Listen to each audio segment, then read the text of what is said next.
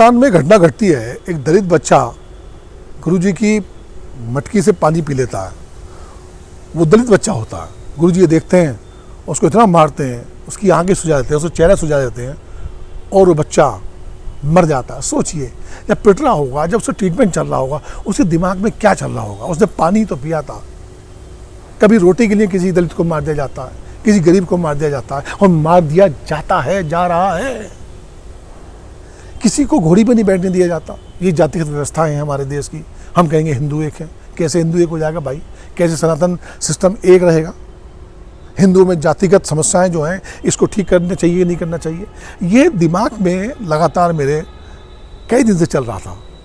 कल मौका मिला मंच से बोलने का, अपनी मेरठ भाषण के अंदर। मैं ब्लैंक था, मुझे पता नहीं था कि मुझे बोलना है कि नहीं बोलना, लेकिन गया तो मेरे दिमाग में ये सब चीज़ें, उसका एक पूरा सस्पेंड मेरे दिमाग में चल रहा था। इससे पूर्व भी जातिगत जो समस्याएं हैं, जो उन्माद है, जो सांप्रदायिकता है, जो बाल अपराध है, इसमें निरंतर मैं विचार करता रहता हूँ।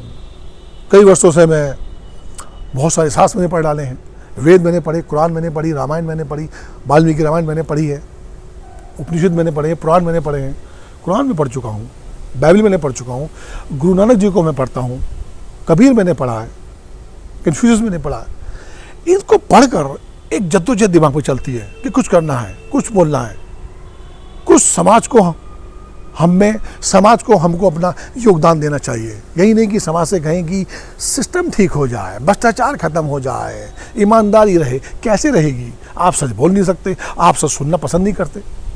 कल जब मुझे मौका मिला, मैंने भ्रष्टाचार पे बोला, मैंने जातिवाद के खिलाफ बोला, मैंने उन्माद के खिलाफ बोला, पर मुझे बोल के लगा कि मैंने कोई अपराध कर दिया है, बहुत बड़ा अपराध कर दिया है। पिन ड्रॉप साइलेंस हो गया। जुडिशरी अधिकारी भी वहाँ बैठे हुए थे, वो सब आते हैं और भ्रष्टाचार के खिलाफ बोलते हैं कि सार्वजनिक रूप से नहीं बोलना चाहिए, हमसे चुपचाप आके बता दो। कौन बताएगा? किसमें हिम्मत है? जो हिम्मत करता है आप उसको अलग थलग करने का प्रयास करते हैं। उसके पश्चात हमारे अध्यक्ष महोदय आते हैं और वो भ्रष्टाचार की बात करने के लिए कहते हैं कि अगर भ्रष्टाचार कहीं व्याप्त है तो उनको चुपचाप आके बता दें, अधिकारियों को बता दें, सार्वजनिक मन से ना बोले। नहीं, करिए बेइज्जत भ्रष्टाचारियों को, बताइए समाज को कि ये चोरी हो रही है। क्या जुडिशल सिस्टम में सब ठीक है? मैं भी उसका पार्ट रहा हूँ, मैं भी कहीं ना कहीं दोषी रहा हूँ। तो मैं अगर सुधरना चाहता हूँ या सुधर रहा हूँ या सुधार करने का प्रयास कर रहा हूँ, सिस्टम को बताने का प्रयास कर रहा हूँ, तो ये अपराध कर रहा हूँ। सवाल बनता है कि नहीं बनता है? क्या अपराध नहीं हो रहा है? क्या न्यायिक व्यवस्था बिल्कुल ठीक है? क्या मेरठ कचहरी में सब कुछ ठीक है?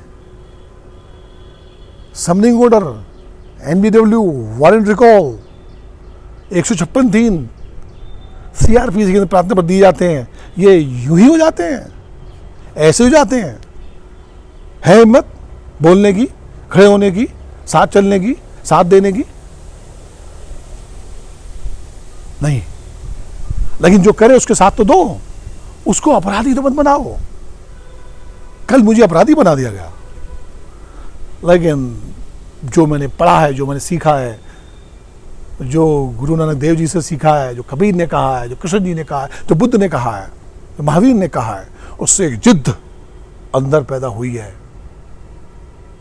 और सवाल करने की शक्ति मुझे मिली है। और मैं सवाल करूंगा, सत्ता से भी सवाल करूंगा और सिस्टम के खिलाफ भी लड़ूंगा। नमस्कार।